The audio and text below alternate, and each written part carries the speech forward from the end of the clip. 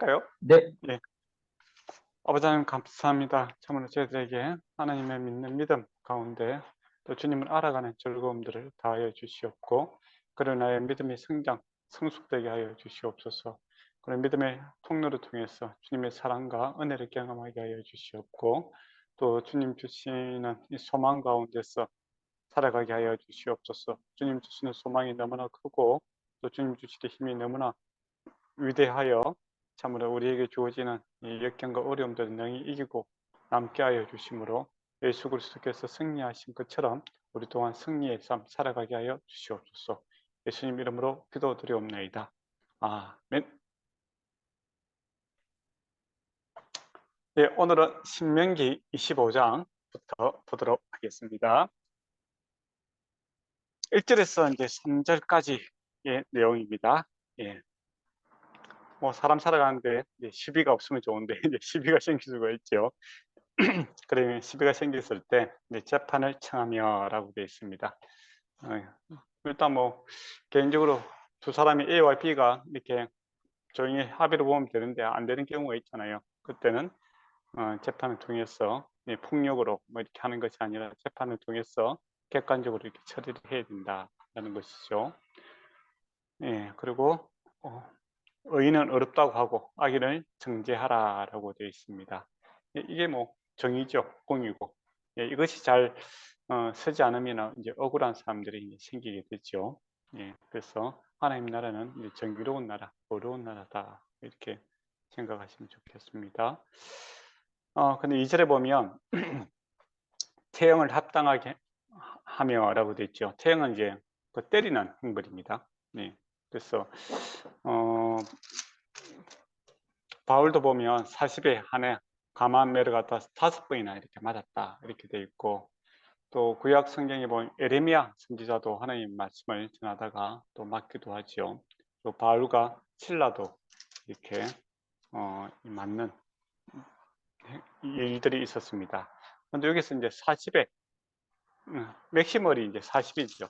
예, 40대까지 때려거니와라고 되어 있는데 바울 같은 경우는 40에 하나 가만 매를 맞았다 그렇게 해요. 왜 그렇게 했을까요?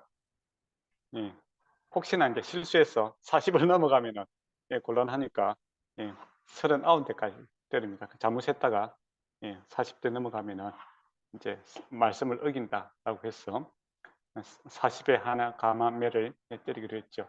근데 그 이제 문자적으로 그렇게 뭐 지키려고 그래 애를 쓰는데, 근데 알고 보면 뭡니까? 선한 사람을 어렵다 하는 사람을 어렵다 하고 옳지 못한 사람에게 악을 징벌해야 되는데, 말씀 전하고 또 하나님의 바른 말씀을 전하는 에레미야라든지 구약에 보면 참 선지자, 그리고 또 바울과 신라같이 복음의 말씀을 바르게 전하는 사람들을 때리는 그런 모습을 보게 됩니다. 그러고 보면 바리새인들이 참 유행적인 것을 지키기 위해서는 뭐 이렇게 애를 쓰고 있었지만은 그 율법의 본 가치를 지키지 않았다라는 것이 참 슬픈 일이죠. 그래서 그게 안타까운 일이기도 합니다. 그리고 저번에 이제 우리 민수기 할 때도 이제 말씀드렸지만은 이스라엘은 감옥이 없습니다. 그죠? 감옥이 없고 사람들이 이제 돈을 뭐 이렇게 빌려가 못 갚는다든지 또 재산상 손해를 본다면 그 사람이 노동을 해서 이렇게 갚게끔 돼 있죠.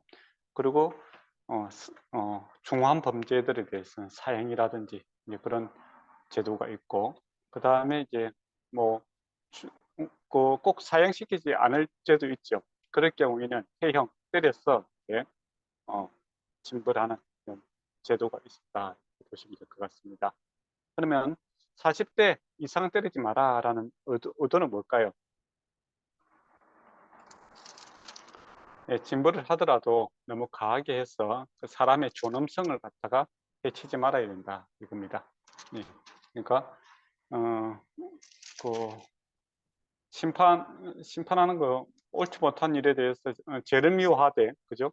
근데 사람을 갖다가 모멸감을 느낀다든지 그런 사람을 갖다가 너무 이렇게 존엄성이 이렇게 해치지 않을 범위 내에서 이렇게 징벌을 해라라는 것이죠. 그러니까 너무 많이 때려갖고 반죽이 갖고 사람이 막 이렇게 막 너무 잔인한 모습으로 보이지 않도록 그렇게 하라 이거죠. 그러니까 죄에 대해서는 잘못에 대해서는 진벌을 하되 인간의 기본적인 그 존엄성까지 이렇게 위험받지 않도록 하는 방법으로서 40에 하나 40대까지만 허용이 되어 있었다 이렇게 보시면 될 것 같습니다. 여담으로 아직까지도 퇴행을 하는 나라들이 있습니다. 우리가 싱가포르 같은데 인데는 아직까지 퇴형 때리는 그런 형벌이 있습니다. 그러니까 외국인에게도 거기 적용이 된다고 합니다. 그래서 싱가포르 같은 경우에는 아주 엄벌주의죠. 예, 그래서 잘못하는 벌금도 많잖아요. 우리가 아는 것처럼 뭐 담배 피우고 후지 버리고 뭐 이렇게 뭐 여러 가지 돼서 아주 벌금도 강하게 매기고 또 뭐 불법 체류한다든지 뭐 그렇게 하면은 이게 태형 때리는 형벌이 있습니다. 등나무 있잖아요. 등나무. 그죠? 등나무 아시죠? 그거 갖다 약품 처리를 딱 해갖고 이게 때린다고 합니다. 그럼 이게 막 몸에 이렇게 쫙 달라붙는데요.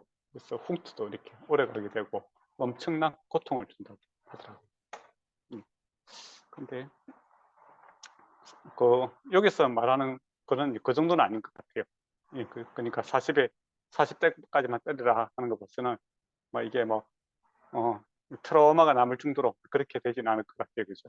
만약에 지금 싱가포르에서 때리는 제도는 한 6대만 맞아도 거의 뭐 사람이 예, 죽을 정도로 아프다고 합니다. 예. 궁금하게 생각하지 마세요. 가서 맞아보면 아프니까. 예, 슬픈 일이죠. 예. 그러면서 3절에 보면 예, 내가 내 형제를 갱히 여기게 될까 하노라 라고 되어 있죠. 40대만 때리다 이유가 내 형제라고 하는 겁니다. 그러니까 뭐 원수가 아니라 예, 잘못은 했지만은 내 형제고 또 이게 때림으로써 사람을 갖다가 멸시하지 않도록 예, 그런 제도가 되어 있다는 것이죠. 예, 그런 걸 좀 생각을 했으면 좋겠습니다. 그 4절에 보면은 이제 곡식 끊는 소에게 망을 씌우지 말지니라 라고 되어 있습니다. 소가 이제 일을 하지 않습니까? 망을 씌우면 먹지 못하죠. 그죠? 그러니까 이게 꼭 짐승에게도 속하지만 사람에게도 이제 속한 말씀이죠. 정당한 노동에 대해서 대가를 지불해야 된다. 이거죠. 그 말입니다. 노동의 대가를 지불해야 된다는 것이죠. 이걸 이제 말씀에도 이렇게 바울이 이 말씀을 인용을 합니다. 자기가 이제 사도 일을 하지 않습니까? 그래서 사도고 일하면서 교회에서 차를 받는 것이 당연하다. 또 뭐 베드로가 자매를 데리고 다니는 것처럼 나도 이 자유가 있다. 이런 이야기를 할 때 이 말씀을 인용을 합니다. 일하는 소에게 망을 씌우지 말라. 이 말씀을 가지고 와서 이제 자기가 교회에서 사역한 것들에 대해서 대우를 받아야 되는 정당한 권리가 있다. 그렇지만은 내가 주를 위해서 그것을 포기한다. 그 이야기를 하고 있죠. 그래서 이 말씀을 가져오기도 합니다. 그 다음에 5절에서 이제 10절에 보면 소위 말하는 계대 결혼이라고 하죠. 그러니까 형이 이제 있는데 형이 죽었어요. 예, 그러면 그 행수를 갖다가 그 취하는 그런 제도입니다. 근데 여기서 이제 조건이 있어요. 예, 행수가 이제 아이들이 있으면은 안 해도 됩니다. 아이가 없을 때 우리가 거기 창세기 보면은 다말 사건 알죠? 그처럼 이게 그 자녀라는 게 옛날에는 지금은 이제 우리 노후 보호 제도가 잘 되어 있지 않습니까? 그죠? 그러니까 자녀들이 이제 부모를 공양해야 되는 그런 거 있고 여기서는 이름을 남긴다는 대를 이어간다는 것도 중요하고 또 대를 이어가면 이게 재산이 있지 않습니까? 땅이라는 것이 그 집안에서 안 벗어나게 하기 위한 그런 단편이기도 하고 복지제도 요즘 같으면 복지제도도 들어가 있고 그 집안의 대를 이어가는 그런 부분도 있고 그래서 이제 그런 중요한 집안에 있어서도 재산에 있어서도 중요한 거고 또 개인의 행복과 또 복지에 있어서도 중요한 일이기도 합니다. 예, 근데 이제 만약에 그 아이들이 없이 이제 형이 죽었다라고 했을 때는 이제 그 형제들 중에서 이렇게 아내로 맞이해서 대를 이어갈 수 있게끔 해야 된다. 이러한 제도가 이제 계대 결혼 제도다라는 겁니다.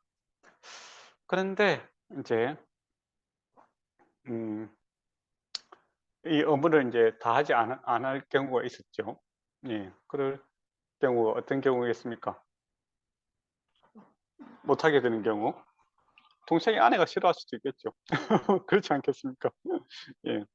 싫어할 수도 있는 거고. 또 형제가 남자가 동생이 싫어할 수도 있겠죠. 왜냐하면 이 재산이 이제 그 나눠지게 되고 또 부양을 해야 되는 책임도 있지 않습니까? 그러니까 아이만 낳아주게 하는 것이 아니라 양육해야 되고 이제 먹이 살려야 되는 책임이 있는 것이죠. 또 만약에 뭐 행수 아이가 없으면은 나쁜 생각을 하면 그 재산이 또 자기게 되니까 예 그렇게 할 수도 있는 거고 그런 건 이제 나쁜 생각을 가지고 이제 그렇게 하는 경우도 있었죠. 어쨌든 그런 경우가 있으면은 이제 그 어떻게 하라라고 하면은 이제 그 장로들 앞에서 7절에 보면 장로들에게 나아가서 이 또 장로들 앞에 나아가라는 것은 뭡니까? 공개적으로 이렇게 객관적으로 이렇게 판단해야 된다 이거죠. 그렇지 않습니까? 원래 이렇게 뭐 중요한 뭐 형수의 말이 올 수도 있고 동생의 말이 올 수도 있고 서로 입장의 차이가 있을 수 있는 것이죠. 근데 합의가 안 됐기 때문에 이 문제를 이제 공식적으로 장로들 앞에서 객관적으로 이렇게 판단을 받아야 되는 겁니다. 만약에 뭐 동생이 너무 어려워서 안 될 경우는 어쩔 수 없는 거잖아요. 그죠? 안 그렇습니까? 예. 그런데 충분히 이렇게 돌볼 수 있는 환경임에도 불구하고 예, 그런 이제 의무를 다 안 하실 때는 이제 문제가 되지 않겠습니까? 그럴 경우에는 어떻게 해야 되냐라고 했을 때 구절을 보면 신발을 그의 발에서 신발을 벗기고 그의 얼굴에 침을 뱉으며 이르기를 그의 행제 집을 세우기를 절개하지 아니하는 자라 할 것이라 라고 되어 있습니다. 이스라엘 중에서는 그의 이름을 침 벗긴 받음의 집이라 부를 것이다. 이제 그렇게 이야기를 하죠. 이게 상당히 모독적이죠. 얼굴에 침 뱉고 그런 거죠. 그러니까 예, 그러니까 같은 가족을 돌보지 않는 어려운 형편에 있는 자기 가족에 대해서 외면하고 돌보지 않는 그런 집안이다라는 이렇게 오명을 이렇게 받을 수 있게끔 예, 불명예라고 할 수 있겠죠. 불명예를 예, 주는 것이죠. 예, 그런 제도였다라는 겁니다. 그러면 성경에서 이런 경우가 이제 예를 한번 찾아봅시다. 어떤 경우가 있었냐면은 다말의 경우가 있었죠. 다말이 그 남편이 죽고 났는데 동생이 그죠? 그 다말에 들어갔다가 설정을 함으로써 밖에 설정을 함으로써 죽게 되죠. 그게 어떤 죄입니까? 아이를 못 가지게 하고 자기의 사적인 이제 성적 욕망을 채우는 그런 이기적으로 사용했는 거죠. 남의 아픔을 그죠? 자기의 즐거움을 대상으로 삼다가 죽은 그런 케이스고. 근데 가만히 보면 이제 그 죄를 잊게 하면 그 아버지 오늘 본문에 보면 그 죽은 형제의 이름을 갖다가 잊게 하라 이제 그렇게 돼 있잖아요. 근데 우리가 예수님의 족보에 보면 이 다말이 유다로부터 이렇게 연결되거든요. 그리고 또 룩 같은 경우에도 보아스가 남편이잖아요, 그죠? 그러니까 그 당시에는 죽은 남편의 집안을 이었는데 그 예수님 족보에 보면 보아스가 예, 그 루스의 남편으로 돼 있지 않습니까? 그러면 이게 어떻게 된 것인가? 예, 그러면 간단하게 좀 정리를 하면 그렇죠. 예, 이제 그 아이를 낳았어요. 낳았으면 그 당대에 살 때에는 그 죽은 아버지의 이름을 이어서 그 집안의 사람이다 그렇게 부르다가 좀 시간이 지나고 나면은 친아버지의 그 족보에다가 이렇게 편입시켜 주었다라는 것이 예, 주었다라는 결론이 나오겠죠, 그죠? 예, 그렇게 하였다 이렇게 보시면 될 것 같습니다. 그리고 이 계대 결혼 같은 경우에는 이제 이스라엘뿐만 아니라 그 유목민들이 있지 않습니까? 몽골 옛날에 한국 같은 경우에는 고구려 이렇게 유목이라든지 그 침탈해서 살아가는 그런 국가들 사이에 있었던 하나의 문화였다 이렇게 보시면 될 것 같습니다. 네. 그리고 11절에서 이제 12절을 보면 싸움이 일어났어요. 11절을 보면 두 사람이 서로 싸울 때에 한 사람의 아내가 그 치는 자의 손에서 그 남편을 구하려 하여 가까이 이에 가서 손을 벌려 그 사람의 음낭을 잡거든 이렇게 돼 있죠. 어떤 경우냐 하면은 두 사람이 싸우는데 그러니까 쉽게 생각하면 그렇죠. 얻어는 좋죠. 싸움을 말린다는 건 얻어는 좋지 않습니까? 그죠? 그런데 결과까지 얻어가 좋다 해서 결과까지도 좋지는 않다라는 것이죠. 무슨 말이냐면 싸우는데 너무 이렇게 가하게 해서 치명적인 또는 영구적인 그런 피해를 줘서는 안 된다는 것이죠. 그렇지 않습니까? 그러니까 두 사람이 싸움 말리는데 뭐 목적인데 너무 이렇게 열심히 말리다가 몽둥이를 갖다가 그 사람 때린다든지 그렇게 해갖고 그 사람이 눈을 실명을 한다든지 뭐 죽게 된다든지 그렇게 하면 곤란하죠. 그죠?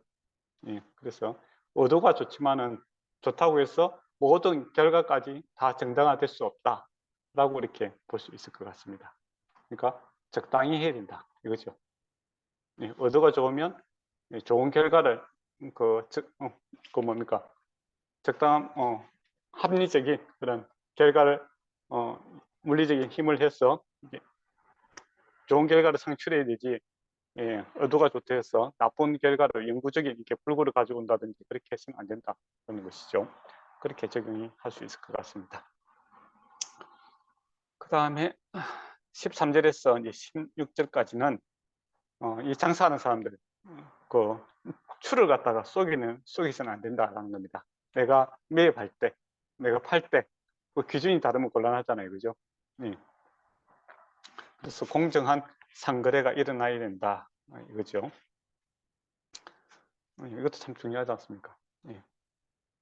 공정한 상거래가 일어날 수 있도록 해야 된다는 것이고, 그래서 15절을 보면 오직 온전하고 공정한 저울추를 두어 온전하고 공정한 대를 두어라라고 있습니다. 그래야면 내 하나님 여호와께서 내게 주시는 땅에서 내 날이 길리라라고 되어 있습니다. 예. 일본이라든지 정찰제가 되어 있는 나라들은 우리가 외국인들이 가서 쇼핑하기가 좋죠. 그렇지 않습니까? 그 가격대로 이렇게 사면 되니까. 근데 이제 정찰대가 확립 안 된 나라에 가면은 외국인들이 가면 보통 한 많이 붙던 3배, 어떤 데는 2배. 예, 그래서 뭐 반 정도 깎고 다시 또 그걸 깎아야 되는 그런 일들이 있죠. 그래도 이제 그게 반복이 되면은 이방인들은 엄청난 바가지를 쓰고 오게 돼 있습니다. 저번에 우리 윤 목사님하고도 우리 같이 밥 먹고 나서 계산서를 따로 가지고 왔더라고요. 그래서 다시 가져오라니까 예. 그 가격 차이가 한 15,000원 차이 나더라고요. 예, 그만큼 이제 외국인이라고 잘 모르는 걸로 생각해서 그렇게 덤탱이를 씌우는 경우가 있죠. 예. 그런 일이 없도록 해야 된다라는 겁니다. 공정한 거래가 일어날 수 있도록 예. 해야 되죠. 그 다음에 17절에서 이제 19절까지는 아멜렉에 대한 이제 이야기입니다. 그래서 이제 17절을 보면 기억하라라는 말이 있고, 그 다음에 19절에도 아말렉에 대해서 기억하여 지우지 말라, 너는 잊지 말지니라 라고 되어 있습니다. 강조가 되어 있죠. 아말렉에 대해서는 꼭 기억해놨다가 진멸해야 된다라는 겁니다. 그러면 아말렉이 뭐 그리 잘못했기 때문에, 무엇을 잘못했기 때문에 하나님께서 이토록 싫어하시는가, 우리가 이제 의문을 가져야 되겠죠. 하나님께서 싫어하는 것이 뭔가 이제 볼 수 있습니다. 아말렉은 이제 이스라엘 백성이 출애굽할 때 18절에 보면 그들이 너를 길에서 만나 내가 피곤할 때 사람이 약할 때 공격했다. 비겁하게. 그리고 내 뒤를 떨어진 약한 자를 쳤다 하는 겁니다. 군인이 군인들끼리 이렇게 싸워야 되는데 약한 민간인들을 공격하고 피곤할 때 공격하고 해서 이렇게 약탈하는 것이 목적이었다는 것이고, 또 거기에다가 세 번째 하나님을 두려워하지 않았다 이야기가 이 세 가지를 하나님께서 싫어합니다. 사람들 관계 속에서 보면 약한 자를 괴롭히는 거, 그죠? 그 다음에 피곤하고 그 다음 약점을 공격하는 것이죠. 그런 거 싫어하시고, 또 뭡니까 하나님을 두려워하지 않는 이것을 이제 하나님께서 싫어하신다라는 겁니다. 그러면 이 말씀을 이제 우리가 청소년들한테 적용을 하면 학교에서 왕따라고 합니까? 일본에는 뭐죠? 이지메라고 하죠. 그런 약하고 어려운 자들을 이제 공격하는 그런 건 하나님께서 정말 싫어하신다라는 겁니다. 이 말씀을 이제 우리 학생들한테 가르치면 그런 약하고 힘든 사람들을 이제 우리 예수 믿는 사람들이 적극적으로 친구가 되어줘야 되고 도와주는 것이 하나님께서 기뻐하시는 일이다. 그런 결론에 도달할 수 있겠죠. 예. 그리고 그건 정말 하나님께서 정말 싫어하시는 일이다. 라고 약점 공격하고 약한 사람 공격하고 그리고 그거는 근본적으로 마음속에 하나님에 대한 두려움이 없는 것이다. 그렇게 이야기하는 겁니다. 하나님 믿는 신앙인들은 절대로 그렇게 해서는 안 되고 안 된다는 것이죠. 그리고 이제 이 아말렉에 대한 이 전투는 이제 굉장히 오래까지 됩니다. 그러니까 사사기에도 그 진멸하라고 하고 또 다윗 때도 그렇고 나중에 이제 어디까지 갑니까? 계속 이제 공격이 돼요. 그또 그 에스더에서 보면은 하만이 그 유대인들을 죽이려고 하잖아요, 그죠? 근데 이 하만이 왜 유대인들을 그렇게 다 이렇게 못살을 하려고 다 죽이려고 했을까? 이렇게 의문이 생기지 않습니까? 그 보면 이 하만이 바로 이 아말렉 사람입니다. 그러니까 계속적인 이 원수 관계를 이렇게 흘러가는 것을 이렇게 보게 되죠. 네. 그러면 25장까지는 이렇게 했습니다. 혹시 25장에 혹시 뭐 질문할 거 있습니까?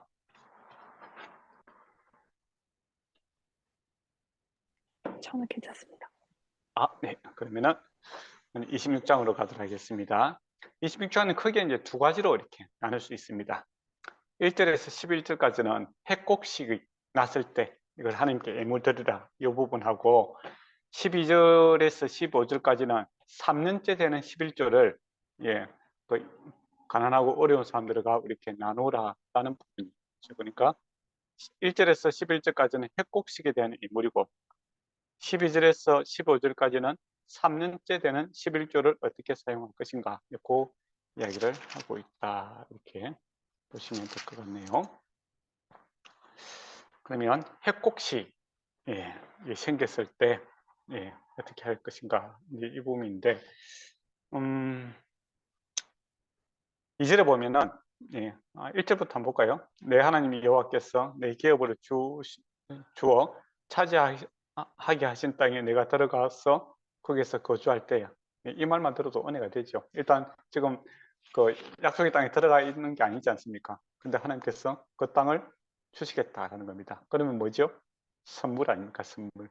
은혜 받았으니까 하나님을 섬기고 이웃을 사랑하는 데 섬기라는 겁니다. 그러니까 하나님께서는 주시고 나누라고 하지 안 주시고 나누는 게 아닙니다. 그래서 이게 항상 선물이라는 개념을 먼저 이렇게 인식을 해야 됩니다.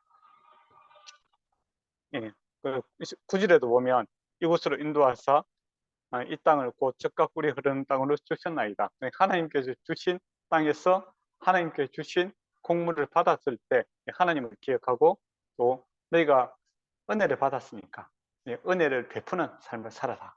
그게 요 말씀의 핵심이다. 이렇게 보시면 될 것 같네요. 그래서 이제 만물이 처음에 노는 재물 아닙니까? 그러니까 먼저 하나님을 기억하고 하나님의 말씀을 생각해 보시죠. 그러면 우리가 신약에서 먼저 그의 나라와 그의 의를 구하라. 그러면 이 모든 것이 다하리라. 그 이야기하고 맥락을 같이 하는 그런 내용입니다. 그렇게 했을 때 하나님께서 복을 주시겠다라는 것이 지금 26장에 나오는 내용이거든요. 그러니까 먼저 2절에 보면 만물이 거둔 후에 먼저 하나님 앞에 이제 하나님께서 여호와께서 그의 이름을 두르고 택하신 곳에서 가져다가 그 예물을 드리라 이렇게 이야기하죠. 그러니까 하나님께서 이름을 두신 곳, 하나님을 먼저 생각하고 하나님께서 감사하고 하나님께서 왜 이런 음식을 주셨는가 은혜의 정신을 생각하고 실천하는 그것이 핵심이다라는 겁니다. 그 3절을 보면 우리 조상에게 맹세하신 땅을 이르렀나이다 이렇게 돼 있죠. 오늘 당신의 하나님 여호와께서 아뢰나이다. 내가 여호와께서 우리에게 주시겠다고 우리 조상에게 맹세하신 땅에 이르렀나이다 이야기를 합니다. 그러니까 내가 이 땅을 차지했는데 내가 노력해서 얻은 것이 아니라 하나님께서 약속하신 것을 하나님께서 성취하여 주심으로 내가 공짜로 얻었습니다. 이거죠. 은혜를 기억하라 이 말입니다. 그래서 4절에 보면 제사장은 내 손에 강주리를 받았어. 내 하나님 여호와의 제단을 앞에 놓을 것이며 하나님 앞에 예배드리는 것이죠. 그리고 그 5절부터 해서 10절까지 출애굽 이야기를 합니다. 우리가 원래는 애굽에서 이렇게 고통당하고 있었는데 하나님께서 구원해 주셨다라는 것이죠. 예. 그래서 이게 그리고 이 9절에 적과 꿀린 땅을 하나님께 주셨다라는 겁니다. 그러므로 뭡니까?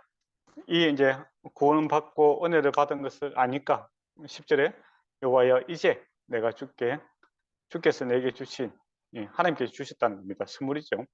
토지 소산 만물을 가지고 왔나이다 하고 너는 그것을 내 하나님 여호와 앞에 두고 여호와 앞에 경배할 것이며 라고 되어 있습니다. 이게 이제 우리 삶에서도 이제 뭐 11조라든지 또 뭐 여러 가지 헌금이라든지 이런 것이 어떤 성격을 가지냐라고 해서 성격을 가지냐라고 했을 때 우리가 구원에 받은 데에 대한 감사죠. 그리고 하나님께서 일용할 양식해 주신 것에 대한 감사고 또 하나님께서 나의 삶을 다 돌보시고 있다는 것에 대한 감사의 표현이기도 합니다. 그렇지 않습니까? 그래서 하나님의 구원이 어떤 것이고 하나님의 은혜를 알아야 우리가 하나님을 경배하고 그 다음에 이웃 사랑을 하게 되는 것으로 되어 있죠. 그래서 요 순서가 바뀌면 안 됩니다. 그러니까 내가 이렇게 드려야만이 give and take, 내가 이렇게 드려야 받겠다. 이거는 복채지, 복채. 그렇지 않습니까? 그러니까 뭐 점치는 사람들한테 가면은 복채를 많이 주면 좋은 깨를 주고 하를 매인하게 해주고 복채를 잡고 그러면은 뭐 안 주고 이런 거는 거리잖아요. 거래가 아니고 하나님께서 먼저 우리에게 주셨고 우리는 거기에 대한 반응으로서 이렇게 살아가는 겁니다. 그래서 하나님께 감사가 있고 그다음 그의 주심이 또 풍성함이 특징이죠. 그래서 나뿐만 아니라 다른 사람까지 도울 수 있는 그런 풍성하게 주심으로 이제 이웃 사랑이 일어나는 것이죠. 그래서 11절에 어떤 사람을 도와야 되는가라고 했을 때 너는 레위인과 너희 가운데 거류하는 객과 함께 즐거워할지니라 라고 되어 있습니다. 레위인은 하나님의 섬기는 사람들이죠. 그 사람들은 기본적인 이제 땅을 기업으로 받지 못했지 않습니까? 거기에 대한 이제 하나님 섬기고 또 하나님의 일을 하는 사람들에 대해서 돌보고 그다음에 거루하는 객들 나그네들이죠. 어려운 사람들 그런 사람들을 같이 나눔으로써 같이 즐거워하라 그렇게 되어 있습니다. 여기서 즐거워하라는 것이 중요한 것 같아요. 그래서 마지못하게 이렇게 헌금하고 이런 건 옳지 않습니다. 억지로 하는 헌금 그런 것도 옳지 않고 즐거움으로 하는 것이 맞습니다. 그리고 이제 11조를 하는데 세 번째 해에는 소위 말하는 목적 헌금이죠. 매년 하는 것보다는 세 번째 해에는 특별한 목적을 가지고 해라. 무엇을 어떤 사람을 돕기 위해서 하는가라고 했을 때 12절을 보면 내 모든 소산의 11조 내기를 마친 후에 그것을 레위인과 객과 고아와 가부들에게 주어 그 성읍에서 먹고 배부르게 하라라고 되어 있습니다. 여기는 성전에 가져오는 게 아니에요. 성전에 가져오는 것이 아니라 주위에 있는 주변에 있는 그런 레위인들, 그 다음에 고아들, 그다음 가부들, 나그네들 참 어려운 사람들이죠. 어려운 사람들을 돌보는 것이다. 돌보는 데 사용하라 그렇게 되어 있습니다. 그러니까 하나님 사랑, 이웃 사랑이 이렇게 붙어 있는 것을 보게 되죠. 그러면 13절을 보면 그리할 때에 내 하나님 여호와께서 아뢰기를 내가 선물을 내 집에서 내어 레위인과 객과 고아와 가부에게 주기를 주께서 내게 명령하신 명령대로 하셨사오니 내가 주의 명령을 범하지 아니하였고 잊지 아니하였나이다. 그렇게 되어 있죠. 하나님께서 우리 주변에 어려운 사람을 늘 있게 하실 것이다 라고 합니다. 그런 이유는 우리를 힘들게 하는 것이 아니라 그들의 어떻게 보면 축복의 통로들이죠. 지극히 작은 자에게 한 것이 곧 내게 한 것이고 또 우리가 하나님께로부터 은혜 받은 사람이다는 것 그리고 우리가 하나님으로부터 사랑을 받는 것을 우리가 어떻게 증명할 것인가 라고 했을 때 이웃 사랑으로 이렇게 증거 증명되는 것이죠. 그래서 너희 믿음이 있는 것을 어떻게 알 수 있느냐라고 했을 때 하나님에 대한 믿음이 있는 자 하나님의 사랑으로 실천을 하게 되는 것이고 또 소망으로 그것을 함께 이겨 나가는 것으로 이렇게 나타나는 겁니다. 그래서 믿으면 실상으로, 사랑의 실상으로, 소망의 실상으로 나타나게 되는 것이죠. 예. 그렇게 바라보시면 좋을 것 같습니다. 그리고 15절에 보면 원하건대 주의 처소 하늘에서 보시고 주의 백성 이스라엘에게 복을 주시며 우리 조상에게 맹세하여 우리에게 주신 젖과 꿀이 흐르는 땅에서 복을 내리소서 할지니라 라고 되어 있습니다. 예. 그러니까 어려운 사람들을 돌보시는 것을 보시고 하나님의 말씀대로 순종하는 것이죠. 순종하는 것을 보시고 하나님께서 복을 주십시오 라고 이야기되어 있죠. 그러면 먼저 그의 나라와 그의 의를 구하라 이 모든 것이 다리라 라고 했을 때 우리가 그 말씀을 근거로 있게 기도할 수 있겠죠. 그죠? 교회 일을 열심히 하고 주께서 하늘이 좋은 것과 땅이 좋은 것을 채워줄 수 있습니다. 그로 인하여 또 더 하나님의 일과 또 다른 사람을 돌보는 일의 축복의 통로가 점점 커지는 그런 것이 이제 복된 삶이다 이렇게 보시면 될 것 같네요. 그렇지 않습니까? 예. 그게 이제 복되죠 사실은. 예, 저번에도 말씀드렸지만 파이가 커지는 게 좋습니다. 파이 하나 가지고 나만 겨우 먹고 사는 것보다 파이가 커져서 예, 그거에 10분의 1만 가지고 내가 충분히 살 수 있고 10분을 그걸 나눌 수 있으면 그 사람이 복된 사람이죠. 그렇지 않습니까? 영향력도 있고. 예. 그렇게 해놨고 이제 16절에서 이제 19절 앞에 이제 계속 21장부터 예, 율법에 대해서 강론을 했지 않습니까? 길게 했죠. 이제 마무리입니다. 결론입니다. 결론. 참 길었다. 이제 그 생각이 들죠. 예, 12장 12장 1절부터 해서 율법 강론에 이제 마무리하는 결론에 이제 도달했다는 것이죠. 예. 그래서 이제 결론이 뭐냐라고 했을 때 16절에서 19절의 내용이 결론이다 라고 볼 수 있을 것 같습니다. 16절을 보면 예, 이 규례와 법도를 행하라 내게 명령하였나니 그런즉 예, 앞에 있는 쭉 말씀드리죠. 너는 마음을 다하고 뜻을 다하여 이것을 지켜 행하라 라고 되어 있습니다. 예, 내가 오늘 여호와 내 하나님의 은혜를 인정하고 예, 그 도를 행하고 그의 규례와 명령과 법도를 지키며 그의 소리를 들으라 라고 되어 있죠. 네, 거기서 명령행위 4개가 나옵니다. 인정하고 인정하라. 하나님께서 은혜 주신 거 인정하라 이거죠. 땅을 선물해 주시고 보호하시고 인도하시고 또 일용한 양식을 주시고 이런 것들에 대해서 하나님을 인정하라. 그 다음에 하나님이 주신 말씀 이게 하나님께서 주어진 말씀이다. 법도다. 하나님께서 이렇게 살기를 원하신다라는 것을 인정하라 라는 것이죠. 그러고 나서 행하라. 행하는 방법이 뭡니까? 규례와 법도를 지키는 것이죠. 그리고 들으라. 하나님 말씀을 들으라. 이제 그렇게 되어 있습니다. 그러니까 하나님께서 그들 가운데 계심으로 말씀하시는 분이시죠. 살아계시고 함께 하시는 겁니다. 전제를 하고 있습니다. 그래서 성도의 특징은 듣는 사람들이죠. 하나님 말씀을 듣고 불신자의 특징은 뭡니까? 보고 행하는 자이고 하나님의 백성은 듣고 행하는 자다. 이렇게 보시면 될 것 같습니다. 이 4가지가 나왔죠. 그죠? 또 4가지라고 강조하는 이유가 있습니다.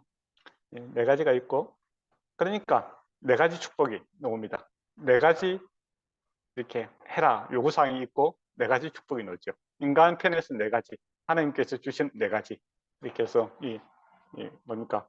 딱 계약 관계니까 이게 뭡니까? 신명기라는 게 말씀이라는 게 언약이잖아요. 계약을 맺는 거 아닙니까? 그러니까 4대4 이렇게 딱 나눠져 있습니다. 그래서 어떤 축복을 주시냐라고 첫 번째 모든 백성보다 이스라엘을 높이실 것이다. 그 이야기를 하고 있습니다.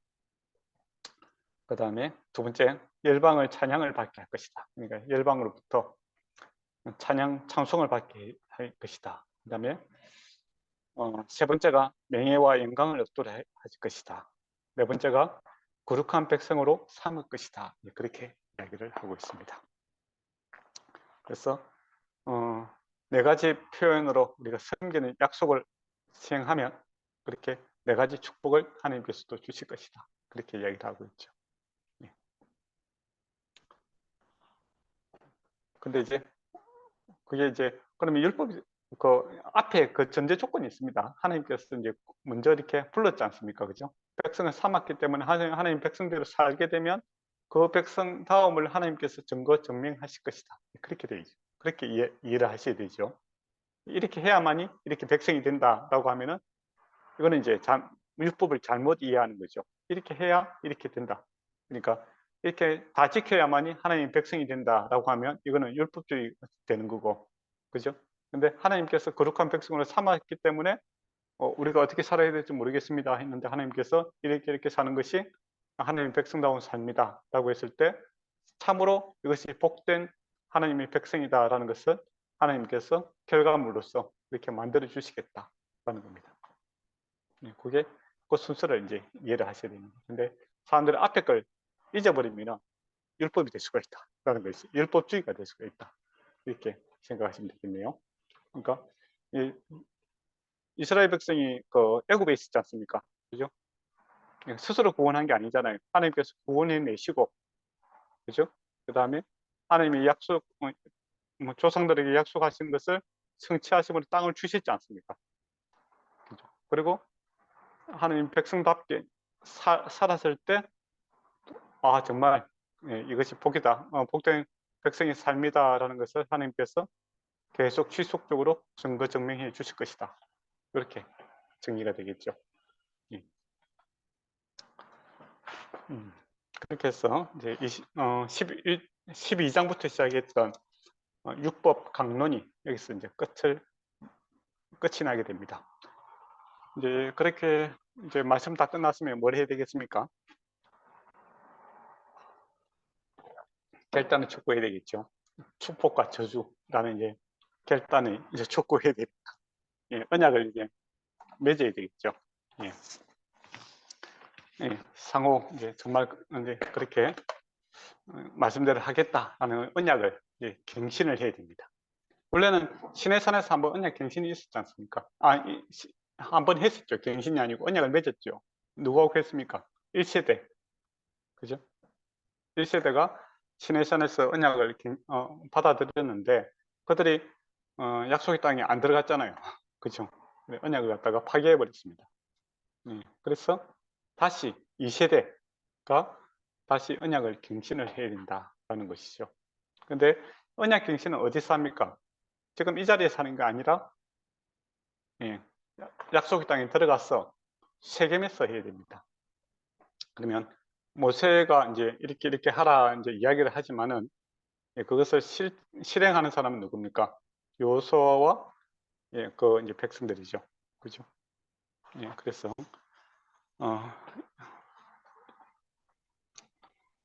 27장에서부터 29장에서 이제 축복과 저주의 내용이 있는데 언약 갱신에 대한 내용인데 이거는 약속의 땅에 들어갔을 때 이제 이루어질 그 내용을 이제 이야기를 하고 있다. 그렇게 보시면 될 것 같습니다. 미래에 대한 내용이죠. 그렇지만은 이미 주어진 것처럼 이렇게 이야기를 하고 있습니다. 그리고 실제로 그대로 이제 실행이 되고 또 여호수아가 요단강을 건너가서 여리고성을 그 아이성 이게 중부지방이죠. 그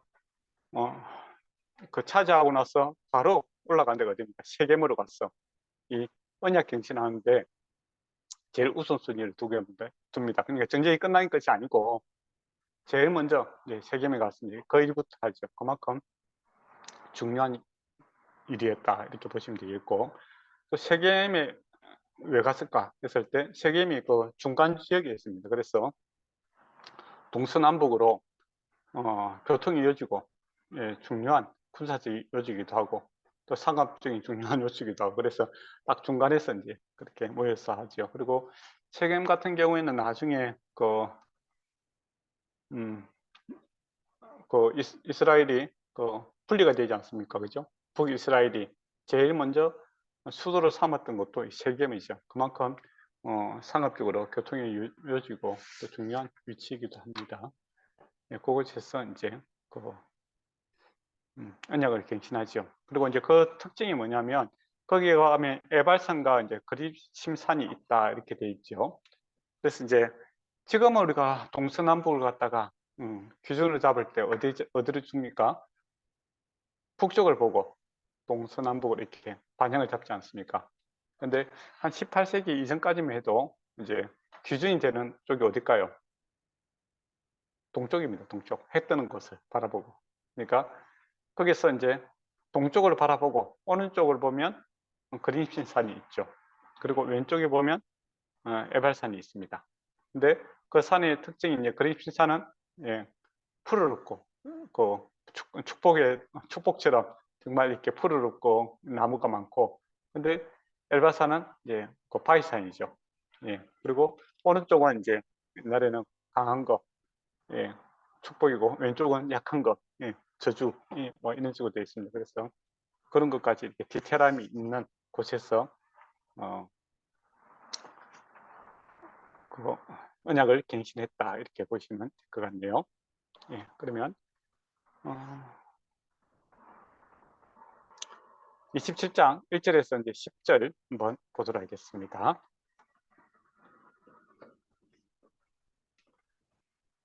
1절과 이제 1절하고 9절을 보면 율법 강론을 마친 모세는 이제 장로들하고 제사장들하고 함께 백성들에게 이제 명령을 이렇게 하는 것을 보게 되죠. 그리고 1절과 2절에 보면 이 강을 건너고 나서는 빠짐없이 다 실천해야 된다라는 것을 이제 요구를 하고 있는 것을 보게 됩니다. 그 제사장들이 장로들하고 제사장들이 이제 이렇게 명령하는 이유는 이제 어떻게 보면 이 예식을 이제 주도해야 되는 그런 주체적인 사람들이기 때문에 이제 그 구체적으로 이제 그들에게 명령을 하고 있죠. 왜냐하면 자기가 거기에 없을 거잖아요.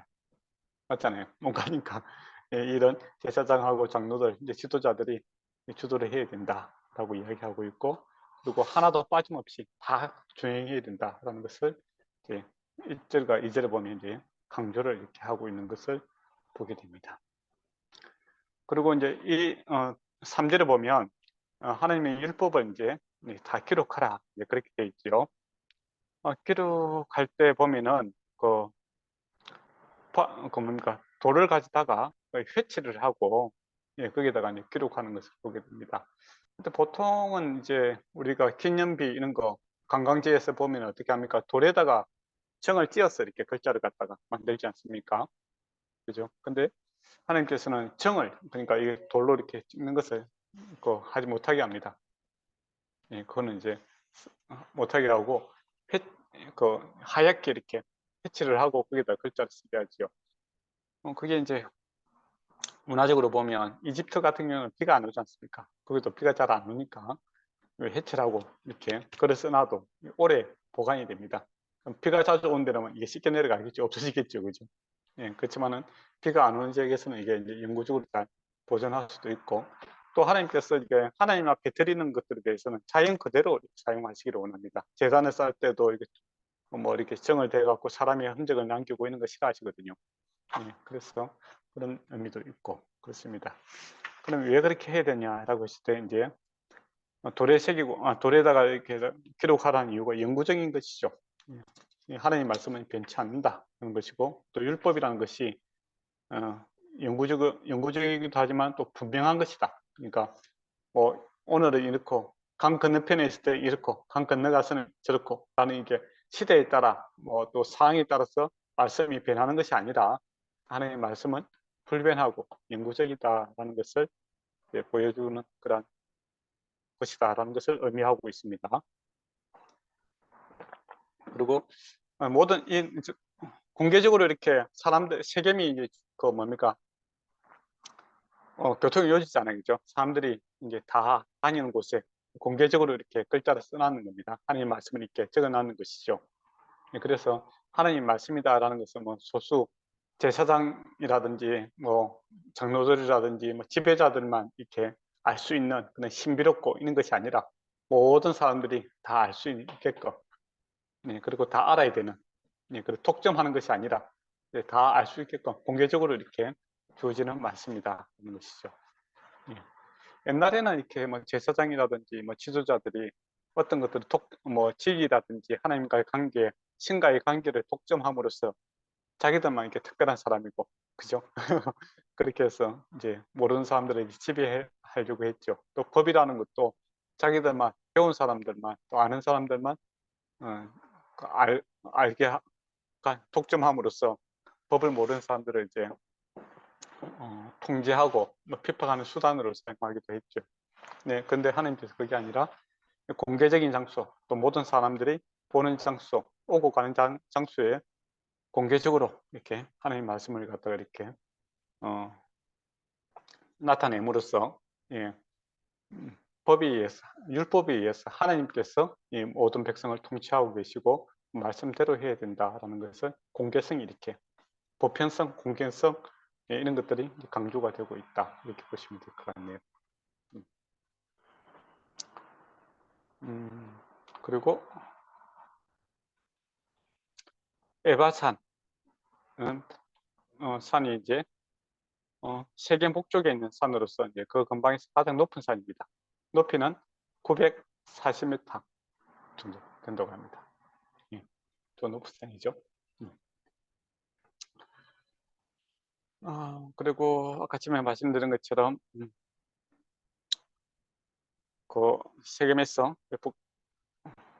그리스산 쪽은 이제 동쪽으로 바라봤을 때 오른쪽에 있고 에발산은 왼쪽에 있다라고 말씀드렸고, 그리고 세금은 동서남북 교통의 요지고 상업의 요충지다라고 드렸고, 옛날에는 옛날에 있었던 사건들로 보면 아브라함이 그 세겜에서 이제 처음으로 제단을 쌓았던 것도 세겜이었고, 그 다음에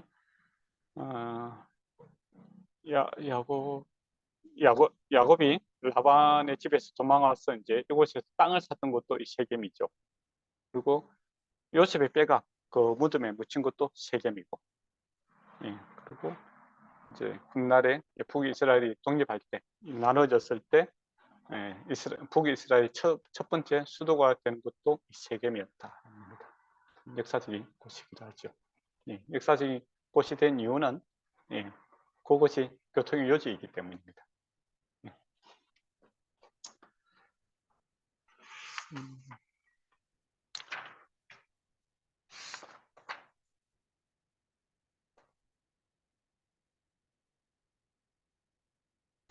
그리고 6절에서 이제 7절에 보면은 이스라엘이 에발산에서 이제 세운 그 제단 위에서 하나님께 드려야 할 제물이 이제 번제들과 화목제물을 드리는 것이죠. 번제는 뭡니까? 네, 하나님과의 관계, 온전히 다 태워드리는, 그죠? 관계고, 화목제는 뭐라고 했죠? 수평적인 것이 강조가 됩니다.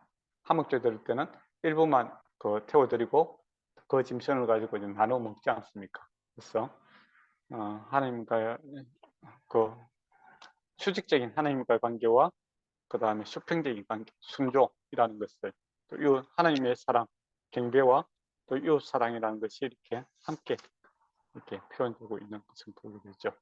여기서는 이제 번제라든지 번제란다, 속건제, 속죄 뭐 이런 건 안 들어있어요, 그죠? 왜 그렇습니까? 이 죄와 관계 없는 거잖아요. 이거는 이제 언약과 관계 있으니까. 네. 그래서 기본적으로 그렇게 제사를 드렸다, 이렇게 보시면 될 것 같네요. 그 다음에 11절에서 이제 26절까지는 이제 언약적 축복과 이제 저주에 대해서 이렇게 말씀이 나와 있습니다.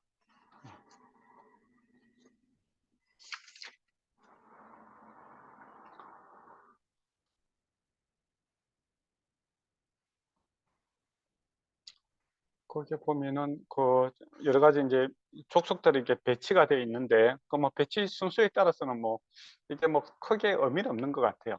뭐 에바사 쪽에 있는 사람들은 저주고 그림신산 중에 있는 사람들은 뭐 축복이고, 그런 거는 좀 강한 편이고, 뭐 어쨌든 그 주위에 이렇게 쭉 둘러서야 되지 않겠습니까? 그리고 이 모양이 이렇게 깔때기처럼 되어 있기 때문에 그 이야기를 하면은 저 멀리까지 자연스럽게 이렇게 소리가 잘 전달될 수 있는 그런 구조라고 합니다. 네. 우리가 로마 같은데 이제 여행 가면은 옛날에 그 극장들 보면은 산 능선을 따라서 이렇게 이렇게 계단식으로 이렇게 만들어 놨잖아요. 그럼 밑에서 배우들이 공연을 하고 노래를 하게 되면 스피커가 없어도 소리가 쫙 이렇게 전달되지 않습니까? 예. 그 지형 자체가 이제 그렇게 되어 있기 때문에 이야기를 하면 이야기가 잘 전달될 수 있는 그런 구조를 가지고 있다. 보시면 좋을 것 같네요.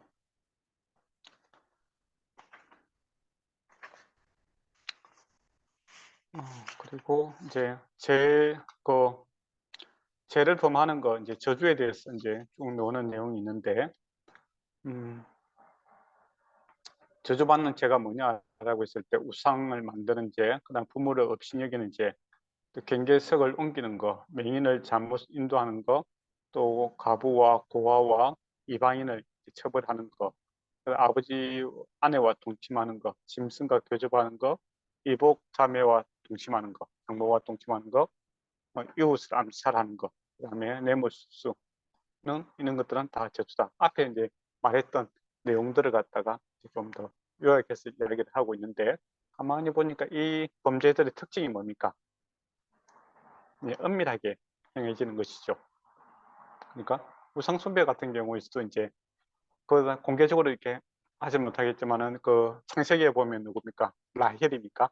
라헬이 그 우상을 하나 갖다가 훔쳐 오잖아요.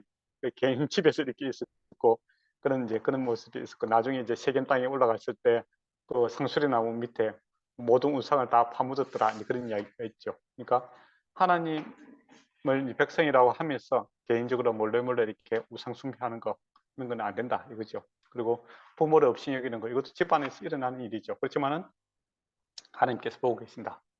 뭐 경계식을 옮기는 것도 밤에 가서 몰래 옮기겠죠. 그 동물 땅을 사는 것도 그렇고, 맹인, 어쨌든 이렇게 은밀하게 행하는 것들을 있을 수도 하나님께서 이제 지켜보고 계시고 다스리고 계시니까 마음과 뜻과 정성을 다해서 정말 하나님 섬기는 일에 힘써야 된다. 예, 그런 것들이 좀 강조가 되어 있다, 이렇게 보시면 좋을 것 같습니다. 그러나 앞에 있는 내용들을 전체적으로 이렇게 한번 쭉 정리했다, 이렇게 보시면 될 것 같네요. 그 다음에 28장 보도록 하겠습니다. 28장에서 1절에서 이제 14절까지는 이제 축복에 대한 내용이고, 15절에서 이제 29장 1절까지는 이제 저주에 대한 내용을 기록하고 있습니다. 그래서 이게 이제 딱 대조를 좀 이루고 있어요. 1절에서 14절까지는 이제 축복의 내용이라면 15절에서 이제 68절까지는 저주의 내용이고, 또 28장 1절에서 2절까지는 축복의 전제 조건에 대해서 이야기하고 있다면 15절은 저주의 전제 조건에 대해서 이야기를 하고 있고, 그 다음에 3절에서 6절까지는 정형적인 축복의 선언을 이야기하고 있고, 또 16절에서 19절까지는 정형적인 저주를 선언하고 있고, 또 7절에서 14절까지는 세부적인 축복을 설명하고 있다면, 또 20절에서 58절까지는 세부적인 저주의 내용을 이제 이야기하고 있고, 그래서 이제 결론이 뭐냐라고 했을 때 29장 1절이 결론에 도달하고 있습니다. 네. 그러면 이제 1절에서 14절까지 축복의 내용에 대해서 우리가 한번 관심을 가지고 한번 보도록 하겠습니다. 크게 보면 이제 순종에 대한 선언을 이제 선포하고 나서 6가지 복을 이야기하고 있고, 3절에서 6절까지가 6가지 복을 이야기하고 있고, 또 7절에서 13절까지는 6가지 약속에 대해서 이야기를 하고 있습니다. 그리고 14절은 이제 결론에 대해서 순종에 대한 결론을 이제 이야기를 하고 있죠. 그러면 1절과 2절을 한번 보도록 하겠습니다. 순종에 대한 서론적인 겉면에 이제 이야기하고 있는데, 성경 보면은 만일 뭐뭐 하면 이렇게 이야기를 하고 있죠. 이렇게 하나님 말씀대로 이렇게 하면 이렇게 복을 받을 것이다 라는 조건을 이제 이야기를 하고 있습니다. 그래서 이제 의지를 드리고 또 행동으로 결과물을 이렇게 상출해 내시기를 원하시죠. 뭐뭐 하면 할 때 마음을 다짐하고 정말 복 받기를 원하는 그런 마음으로 이렇게 해야 된다. 의지를 드려야 된다는 것이죠. 예, 뭐 가만히 있다가 뭐 복이 굴리고 들어오는 것이 아니라 예, 하나님 말씀대로 이렇게 실행을 해야 됩니다. 실천을 할 때 하나님이 주신 약속이 실행이 된다라는 것을 이제 강조를 하고 있는 것이죠. 근데 그 우리가 복 받은 사람이기 때문에 하나님에 대한 가치를 알기 때문에 하나님의 말씀대로 행하고자 하면 하나님께서 살아계심으로 예, 하나님 말씀대로 우리에게 복을 주실 것이다. 그렇게 보시면 될 것 같습니다. 1절에 보면 하나님은 보잘것없는 그들을 세상의 모든 민족 위에 뛰어나게 하셨다 이야기하죠. 이거 이미 복받은 사람들이다. 그렇기 때문에 예, 그렇게 살아갈 수 있는 힘을 이미 하나님 그렇게 살 수 있는 하나님의 백성이 되었으니 하나님의 말씀을 예, 추구하며 이렇게 살아야 된다. 이렇게 보시면 될 것 같네요.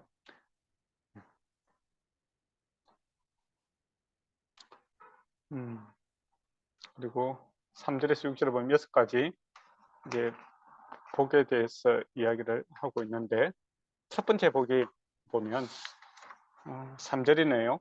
너희는 성읍에서도 복을 받고 들에서도 복을 받을 것이다. 이제 그 이야기를 합니다. 그리고 성읍에서 들어와도 나가도 복을 받고 예, 그렇게 보니까 복의 특징이 뭐냐면 총체적인 것을 강조를 하고 있죠. 들어와도 나가도 복을 받고 그다음에 성읍에서도 복을 받고 들에서도 받고 그냥 집 안에서도 받고 밖에서도 받고 그러니까 장소 불문하고 그다음에 어떤 장소에 불문하고 그다음에 들어가든 나가든 뭐 상황이 좀 변할 수도 있겠죠. 환경이 변하든 간에 너희는 하나님께서 복을 주실 것이다 그런 겁니다. 장소가 중요한 것도 아니고 예, 들어가고 나가는 그런 행동이 중요한 것도 아니고 복의 근은 하나님께 있다 이 말이죠. 이 말씀입니다. 그래서 무엇은 하든 간에 복을 주실 것이다 라는 것이고 만약에 반대도 그거죠. 나가도 저주를 받고 들어와도 저주를 받고 그러니까 이 복이라는 것은 하나님과의 관계성 속에 있는 것이다 이렇게 보시면 될 것 같습니다. 뭐 어떤 특정한 장소라든지 어떤 특정한 행동이 중요한 것이 아니라 하나님과의 관계가 중요하죠. 근데 무당들 같은 경우는 뭐 물을 피하라, 불을 피하라, 뭐 어떤 동쪽으로 가지 마라, 서쪽으로 가지 마라, 막 그런 이야기 많이 하잖아요.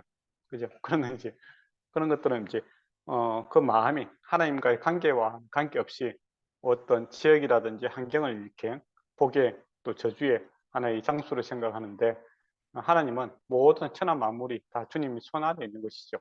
그래서 복을 받고 저주를 받는 것은 하나님과의 관계 속에서 일어나는 일이다라는 것입니다. 그러면 저와 여러분이 하나님의 관계가 잘 되어 있다면 들어가든 나오든 뭐 집에 있든 밖에 있든 예, 우리가 두려워할 것이 없겠죠. 또 무엇을 하든지 하나님께서 예, 저주도 예, 어떻게 보면 하도 복으로 바꿀 수 있는 분이 하나님이십니다. 그래서 모든 것을 합하여 선을 이루시는 분이 하나님이시다.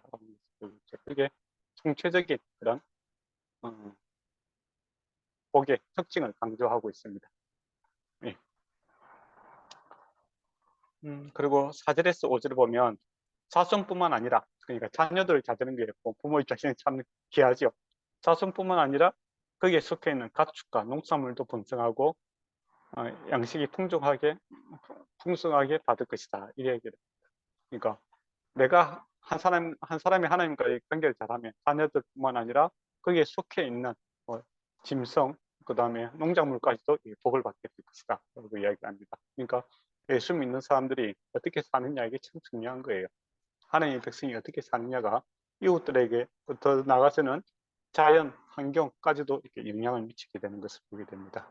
성경에 보면 천한 만물이 하나님의 자녀들이 나타나기를 기다리고 있다 이렇게 이야기를 하고 있지 않습니까? 그래서 예수 믿는 사람들이 어떻게 사느냐 이게 중요하죠. 그 대표적인 모습이 뭘까요? 구약 창세기에 보면은 소돔과 고모라죠. 소돔과 고모라가 망한 이유는 악이 많아서가 아니라 의인이 없어서 망하게 되는 것을 보게 됩니다. 그래서 이 땅에 예수 믿는 사람들이 이 축복과 저주의 바로미터 기준이다 이렇게 보시면 될 것 같습니다. 그래서 너희는 세상의 빛과 소금이다 라고 하지 않습니까? 우리의 책임이 참 크다라는 것이죠. 사회적인 책임도 크다 이렇게 보시면 될 것 같습니다. 그 관계가 하나님께 답이 있다라는 것이죠. 그래서 하나님과 어떤 관계를 살아가느냐, 그것이 참 중요하다 이렇게 보시면 될 것 같네요. 그 다음에 7절에서 이제 13절까지 보면 6가지 이제 약속을 이야기를 하고 있습니다. 첫 번째는 이제 7절에 보면 군사적으로 성공할 것이다. 정말 중요하죠. 나라가 아무리 이렇게 경제적으로 이렇게 발전되더라도 군사적으로 무너지면 하루아침에 끝나지 않습니까? 그죠? 근데 하나님께서 군사적으로 승리를 주실 것이다. 그 이야기를 하고 있죠. 예, 적들이 패망하여 이제 도망갈 7길로 이제 흩어져서 도망할 것을 이야기합니다. 예, 군사적으로 승리하게 될 것을 이야기하고 있고, 두 번째 8절에서 보면 풍부한 양식을 하나님께서 주실 것이다 라고 이야기를 하죠. 사람들은 관심만큼 먹고 사는데 관심이 많습니다. 에너지금이는 풍성한 양식을 주실 것이다.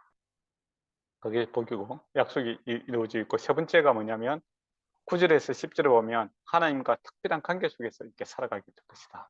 하나님을 아는 축복, 또 하나님 그런 축복이 있고, 11절에 보면 인간과 짐승들이 번성하게 될 것이다. 예, 사람들도 번성해지고 그 다음에 짐승들도 이렇게 많아지는 그런 복을 주실 것이다 하는 것이고, 다섯 번째가 뭐냐면 12절에 땅이 풍요로워질 것이다. 그 이야기를 합니다. 그리고 여섯 번째, 경제적으로 성공을 하게 될 것이다. 그렇게 이야기를 하고 있습니다. 그게 12절에서 13절이죠. 예, 근데 왜 여섯 가지를 했을까? 이것도 한번 생각해 봐야 되겠죠. 나중에 보면 여섯 가지도 저주도 나오는데, 예, 7가지 안 하고, 예수 그리스도에 대해서 하나님께서 뭐 이렇게 이야기할 때, 예수 그리스도의 복에 대해서 이야기할 때, 요한계시록 같은 7가지 이야기하고 있잖아요. 그죠? 그래서 7은 완전한 숫자고, 6가지는 인간의 숫자거든요. 예, 그래서 이게 율법은 이 조건이잖아. 뭐 하면 어떻게 할 것이다. 그러니까 사람이 어떻게 한 조건이 달린 인간의 노력에 의해서 인간이 어떻게 하느냐에 따라서 하나님께서 어떻게 반응할 것이다 라는 것이죠. 그죠? 예, 그런 측면에서 이제 어떻게 보면 6가지로 주셨는 것 같아요. 예, 6이 이제 인간의 숫자니까, 예, 인간이 하나님 관계에서 어떻게 하느냐에 따라서 하나님께서 어떻게 반응할 것인가, 조건부 이런 언약적인 측면에서 6가지를 이야기하는 것 같고, 요한계시록에서는 이제 완성이 되지 않습니까? 예수 그리스도 온전한 분이니까 7가지를 이야기하면서 변치 않는 하나님의 축복을 이야기하고 있는 그런 측면이다. 이렇게 보시면 될 것 같습니다. 이게 이제 성경 상징주의 쪽에서 이제 이렇게 해석을 하면 그러한 해석도 가능하겠다라는 생각을 하고 있습니다. 그래서 14절에 보면 순종에 대한 결론적인 근면이죠. 내가 오늘 너에게 명령하는 그 말씀을 자로나 우로나 치우치지 아니하고 다른 신을 섬기지 아니하면 이와 같으리라. 그렇게 이야기합니다. 결론이죠. 그러면 자로나 우로나 치우치지 말고 다른 신 섬기지 말고 오직 하나님만 섬기고 집중하라는 것이죠. 그 우리 산산수훈할 때 온유한 자가 땅을 기업으로 차지할 것이요. 그렇게 이야기하지 않습니까? 그때 온유하다라는 게 뭐라고 했습니까? 이게 바로 자루나 우루나 치우치지 아니하는 겁니다. 그게 이제 성경에서 온유하다라는 뜻이죠. 마음이 온유한 자. 하나님 말씀대로 살아가는 자가 땅을 기업으로 얻을 것이다. 이게 맥락이 같잖아요. 그죠? 자루나 우루나 치우치지 않는 자가 하나님의 복을 얻는 것처럼, 온유한 자, 자루나 우루나 치우치지 않는 자가 땅을 기업으로 하나님이 약속을 주신 이 기업을 차지하게 될 것이다 라고 함으로써 같은 이렇게 맥락이 이어지고 있는 것을 보게 됩니다. 그리고 이제 28장에서 이제 15절에서 29장 1절까지는 이제 저주에 대한 내용입니다. 그래서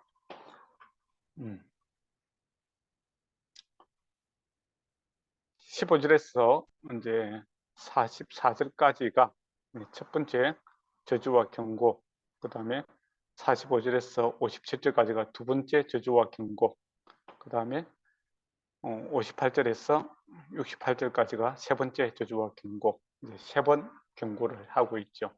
최대 맥심을 이야기를 하고 있습니다. 강조를 하고 있는 것이죠.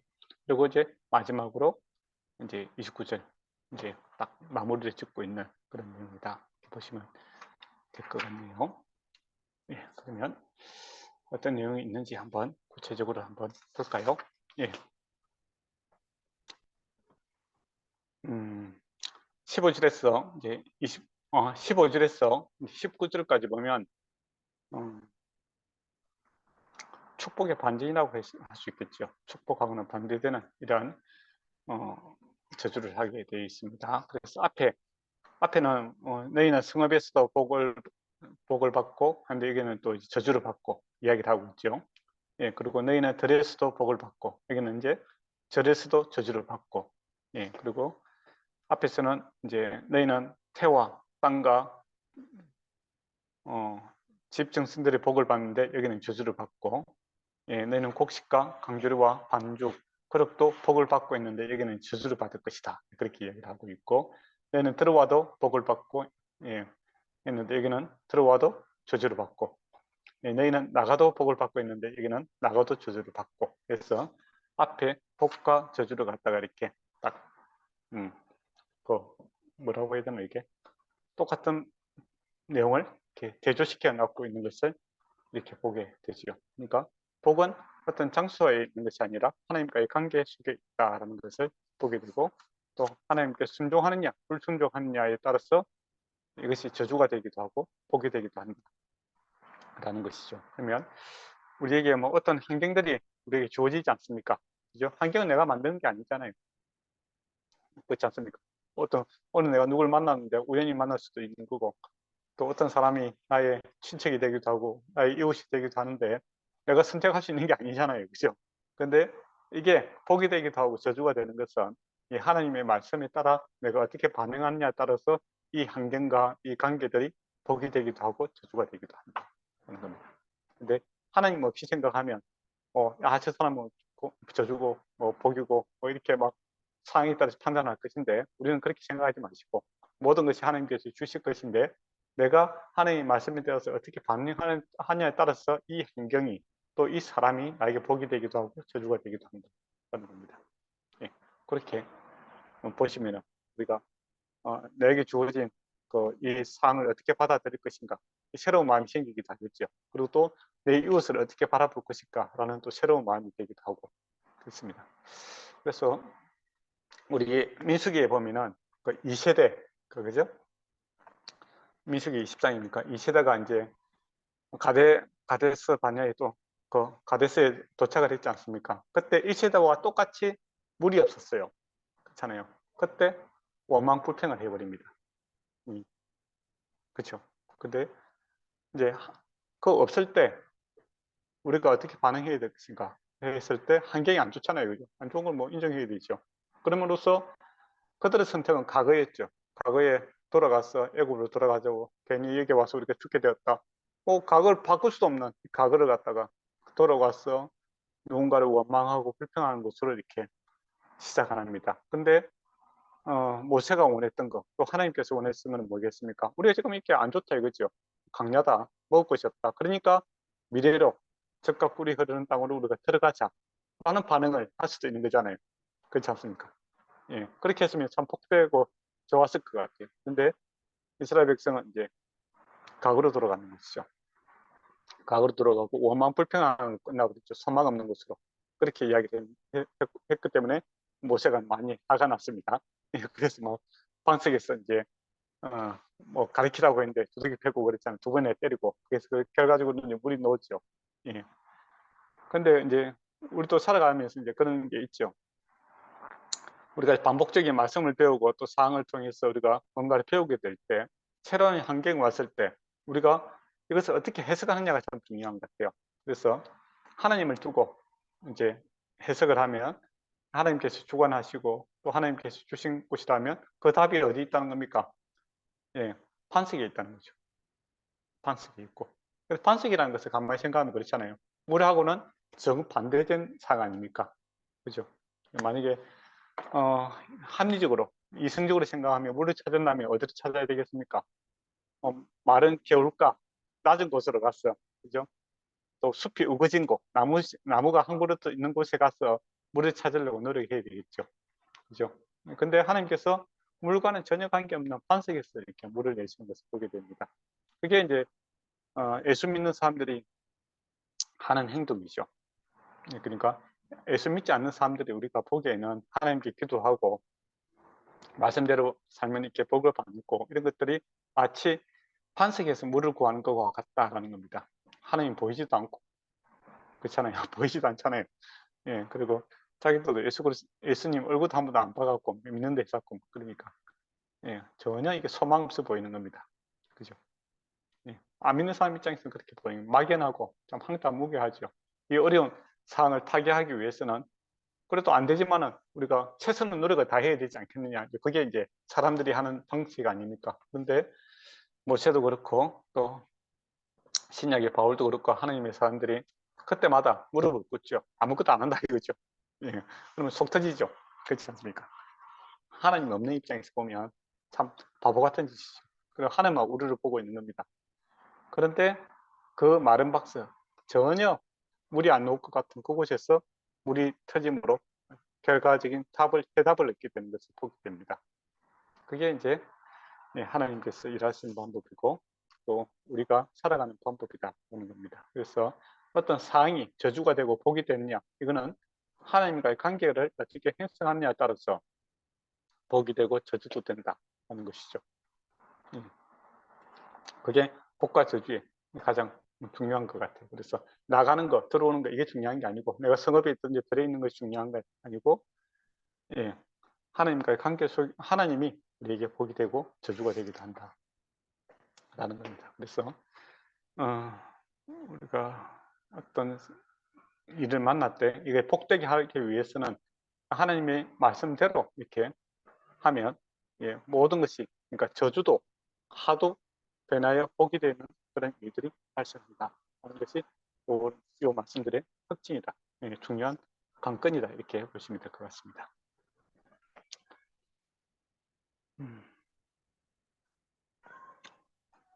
그리고 20절에서 이제 22절에 보면은 질병의 재해가 있을 것이다. 이제 그렇게 돼 있죠. 그 보면 나중에 말라기 선지자가 보면 가뭄과 곡식이 훼손되고 병충해로 인하여 저주가 이렇게 이것이 저주다 이제 그렇게 이제 이야기를 하고 있죠. 그래서 나중에 선지자들이 이렇게 이야기할 때 그냥 뭐 생각나는 대로 이야기하는 것이 아니라 이 말씀에 근거를 해서 이렇게 이야기를 합니다.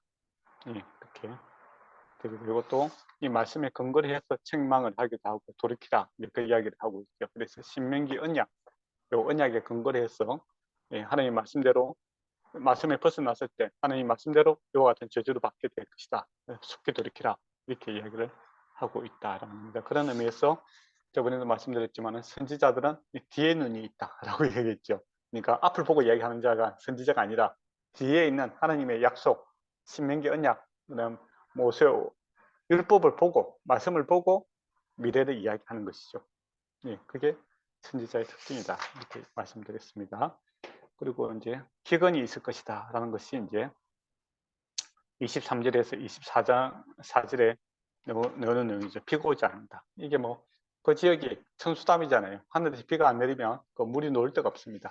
그래서 우리가 엘리야 사건도 보면은 그 물이 안 와서 이제 비가 안 와서 이제 메마름으로 이렇게 되는 것을 보게 되죠. 하나님 말씀대로 이렇게 되는 우상 숭배하고 그러니까 하나님께 비를 안 주시는 겁니다. 그리고 전쟁에서 피하게 될 것이다 라는 것이 25절에서 이제 26절의 이제 내용이죠. 실제로 그들이 전쟁에 피해서 이제 끌려가게 되는 그런 모습을 취하게 되고 또 사사기에는 자기들이 이제 우습게 봤던 그런 그 가난 족속들에 의해서 지배를 당하게 되는 그런 일들이 이제 발생을 하게 되죠. 그리고 이집트 이제 27절에서 29절에는 이집트에서 내렸던 재앙들이 임하게 되는 것을 보게 됩니다. 그 보면 총기, 치질, 그 다음에 괴혈병, 피부병, 미치는 것, 눈먼 것, 정신병 이렇게 되어 있죠. 그래서 5가지는 육체적인 질병이고 2가지는 정신적인 병이죠. 그런 병들이 임하게 될 것이다. 입니다. 그러니까 육체적인 뿐만 아니라 정신적인 그런 것까지도 황폐해지게 될 것이다 라는 것이고, 그 다음에 30절에서 34절에는 전쟁에 패배하게 될 것이다. 앞에는 전쟁에 승리하게 될 것인데 전쟁에 패배하게 될 것이다 라고 합니다. 전쟁에 패배하게 되면 참 안타깝죠. 모든 재산과 생명을 다 잃게 되고, 또 뭐 힘없고 연약한 자들이 가장 어려움에 처하게 되지 않습니까? 예. 우리가 뭐 전쟁, 지금 우크라이나 인데 전제 보면 아이들하고 여인들이 있는 사람들이 참 고생이 많죠. 전쟁이 피한다는 것은 엄청나게 큰 재앙입니다.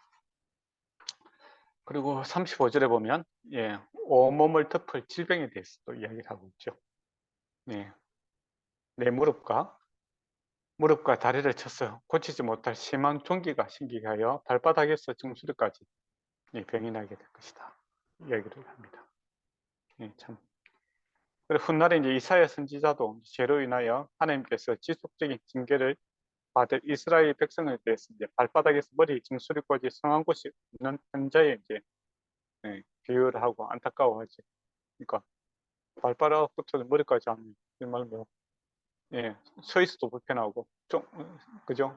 누워서도 불편하고 전기 단계 얼마나 아프겠습니까? 그런 뭐 하나님 떠나면 서 있으나 앉아 있으나 누워 있으나 다 불편할 수밖에 없고 힘든 상황에 처하게 될 것이다. 그 이야기를 합니다. 빨리 회개하라 이거죠. 근데 또 이제 추방을 당하게 될 것이다. 이제 그 이야기를 합니다. 36절에서 37절에 보면 우상 숭배를 심각하게 해서 이제 잡혀가게 될 것이다. 비방거리가 되고 열방에 끌려가서 이스라엘은 놀람과 속담과 비방거리가 될 것이다. 그 이야기를 했죠. 그래서 실제적으로 어떻게 됩니까? 아수르에 의해서 북이스라엘이 망하게 되고 끌려가게 되고, 또 그 남유다는 바벨론에 의해서 망하게 되고 끌려가게 되는 그런 모습을 보게 되죠. 그리고 38절에서 44절 보면 생산성이 파괴가 될 것이다. 이 이야기를 합니다. 메뚜기 와서 이제 다 먹어버릴 것이다. 그런 이야기를 하고, 자식을 낳아도 인절이 노예가 되어 다른 나라로 끌려갈 것이다. 41절의 이야기를 하고 있는 것을 보게 됩니다. 그런 말씀이 이제 실제로 이루어지게 되는 것을 보게 되죠. 그리고 이제 두 번째 저주와 경고가 45절에서 57절에 내용이 있습니다.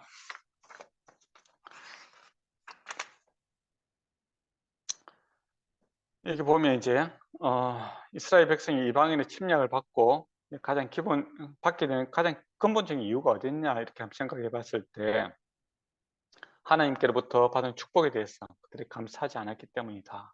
이렇게 볼 수 있습니다. 그러니까 하나님과의 관계가 깨어지니 문제가 발생하게 되더라 이거죠.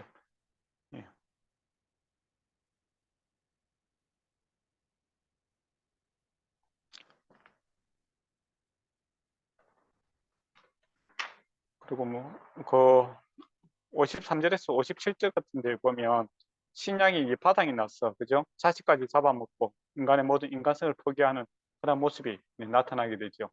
이게 이제 이러한 게 보면은 이런 일이 생기지 않습니까?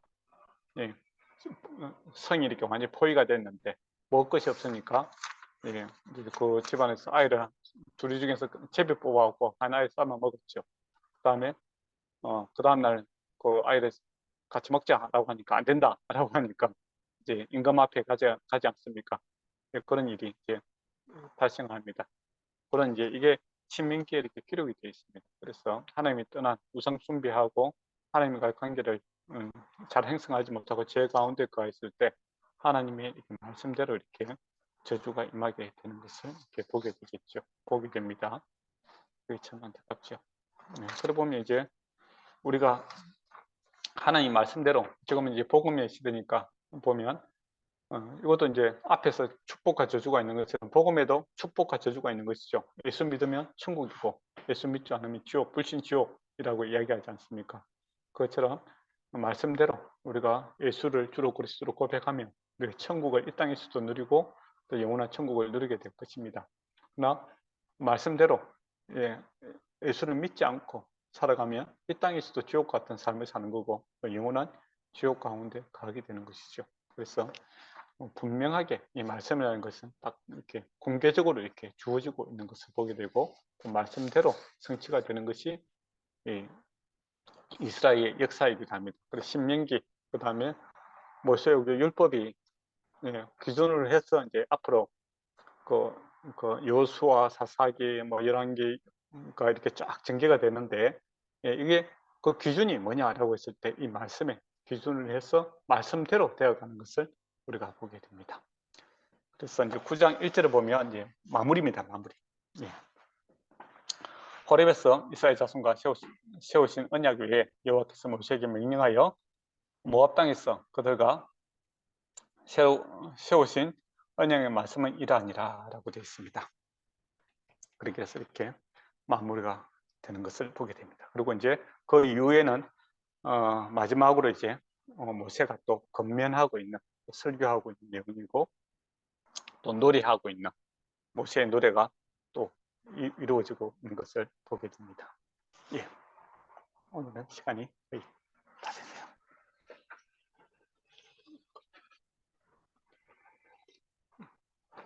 시간이 이렇게 빨리 갈 줄은 몰랐습니다. 예, 그러면 이제 이게 구약의 내용이 하나님의 말씀이 말씀대로 되더라. 이거 그다음에 우리의 이제 신약의 입장에서 보면 복음의 하나님의 말씀이 있죠. 그것도 하나님의 말씀이 말씀대로 되더라. 그리고 이 말씀이라는 게 율법이라는 게 공개적으로 주어져 있지 않습니까? 어떤 특정한 사람에게 주어진 것이 아니라 세겜 땅에서 모든 사람들이 다 볼 수 있게끔 돌에다가 이렇게 기록이 되어 있지 않습니까? 공개성이 있는 것이죠. 예, 그런 것처럼 하나님은 이게 하나님의 말씀이 공개적으로 이렇게 다 주어집니다. 지금도 복음이라는 거 이게 주어지죠. 근데 이게 비밀이라고 합니다. 근데 공개된 비밀이죠. 근데 왜 비밀인가라고 했을 때 하나님 말씀, 하나님을 아는 사람은 인격적으로 이렇게 믿는 사람은 이게 분명한 사실로 다가오는 거죠. 그러나 공개되어 있는데 예수 청당, 불신 지옥이라는 이 내용의 메시지가 다 공개되어 있는데 이걸 믿지 않으면 도저히 이해가 안 되는 겁니다. 그래서 그런 의미에서 비밀이죠. 그런 거고.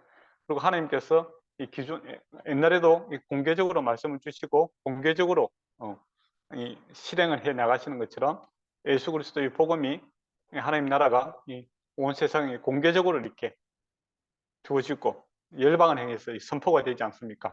그죠? 그리고 예수님의 말씀대로 땅 끝까지 이 복음이 예루살렘과 사마리아와 땅 끝까지 힘있게 전달되고 있는 것이죠. 그죠? 예, 그리고 그 복음, 기쁜 소식인 것처럼 예수 믿는 사람은 천국의 기쁨을 누리고 이렇게 살아가게 될 것입니다. 예, 그리고 그것을 거부하는 사람들은 또 저주 하나님의 지옥의 삶을 살아가게 되는 것이고, 그리고 결과적으로 이제 말씀이 성취될 때 주님이 다시 오실 때, 그죠? 예, 영원한 천국과 영원한 지옥으로 이게 나누어지는 것이죠. 그래서 복음이라는 것은 공개성이 있고 보편성이 있고 다 누구에게나 다 주어지지만은 그것을 아는 사람에게는 복이 되고 그것을 모르는 사람에게는 비밀로 남아 있더라 하는 것이죠. 네. 이렇게 보면 되겠고, 그다음에 그런 측면에서 이단들을 보면 어떻게 합니까? 자기들이 하나님과 관계를 어떤 특정한 사람들만이 이렇게 누리는 것처럼 영적인 세계가 자기들 특별한 사람들만 누리는 것처럼 이야기를 한다든지 특정한 사람들만 또 특정한 단체에 있는 사람들만 이게 복을 누리는 것처럼 한다는 것은 안 맞는 것이죠. 그렇지 않습니까? 그리고 율법주의자들처럼 어떤 특정한 행위를 해야만이 복을 받는 것처럼 이야기하는 것도 옳지 않고, 그죠? 그래서 뭐 보통 이단들은 이제 뭐 어떤 특정한 장소를 또 많이 또 이야기하지 않습니까? 그렇게 해서 어떤 특정한 장소에 가야 되고 또 그 땅을 구입하기 위해서 뭐 재산을 내놔라 뭐 그렇게 땅을 팔기도 하고 뭐 그런 식으로 하잖아요. 그게 이제 구약이나 신약이랑 맞지 않는 것이죠. 우리의 복과 저주는 하나님과의 관계 속에 있는 것이지 어떤 특정한 장소라든지 모양이라든지 어떠한 특정한 행동에 있지 않다라는 것이죠. 네, 그렇습니다. 그러면 혹시 뭐 질문할 거 있으면 질문하셔도 좋겠습니다.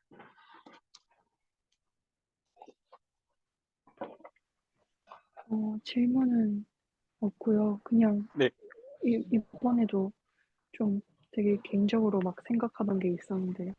여러모로 또 많은 걸 깨달을 수 있었던 것 같아서 감사합니다. 아, 감사합니다. 늘 그런 시간입니다. 그래요. 자세히 보면은 또 좋은데, 예, 이 정도 보는 게 좋을 것 같습니다. 예. 하고 이제 저희는 내일 이제 우즈베키스탄에 이제 가게 됩니다. 예, 거기서 이제 새로운 또 우리가 이제 토요일까지 공부하고 올 것입니다. 근데 거기는 이제 아침부터 해서 아마 저녁까지 같이 공부하자고 하는데 열심히 한번 공부를 열심히 한번 하고 예, 같이 좋은 시간 가지고 돌아올 수 있도록 함께 기도해 주시기 바랍니다. 예, 그리고 또 갔다 와서 또 어떤 일이 있었는지 또 구체적으로 또 말씀드리도록 하겠습니다. 예, 여러분의 기도가 필요합니다. 예, 그러면 오늘 우리 유모 할 거 없으면 우리 윤목사님 할 말씀 있습니까? 없습니까? 그러면 한번 기도해 주시고 한 앞으로 한 2번 정도 하면 이 신명기는 다 마칠 수 있을 것 같습니다. 열심히 우리 한번 해보도록 하겠습니다. 연장 기도해 주시고 마치도록 하겠습니다. 사랑하는 주님 감사합니다. 오늘 또 이렇게 신명기를 통해서 아버지 특별히 또 순종을 통한 주님의 축복을 그리고 불순종을 통한 아버지 그런 저주들을 또 알게 되었습니다. 주님 늘 주님의 뜻에 순종하며 그 길을 걸어가는 기쁨을 누리기를 원합니다. 또 목사님께서 이제부터 우즈베키스탄에 가셔서 또 여러 일정을 하실 텐데 주님께서 아버지 그 모든 과정 속에서도 함께해 주시고 건강하고 또 안전히 잘 갔다 올 수 있도록 주님께서 아버지 그 걸음을 지켜보아 주시옵소서. 이번 주도 주님께서 또 지켜주실 것, 저희에게 또 많은 은혜 부어주실 것 믿고 감사드리며 사랑하는 예수님의 이름으로 기도드렸습니다. 네, 감사합니다.